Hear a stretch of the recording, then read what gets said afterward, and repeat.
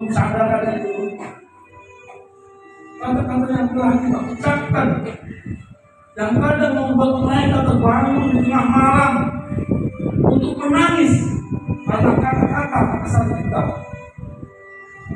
Namun mengapa kita tak pernah menyadarinya? Mengapa kita tidak mau minta maaf kepada mereka? Di sini kakak kasih kesempatan kalian minta maaf kepada kedua orang tuamu. Kalian bayangkan kalau kalian sedang bersimpuh di kakinya, bersujud di kakinya, teriaknya kencang, kalau kalian minta maaf kepada kedua orang tuamu dan berjanji akan menjadi anak yang berbakti kepadanya, teriak, ayah, ibu, saya minta maaf dan berjanji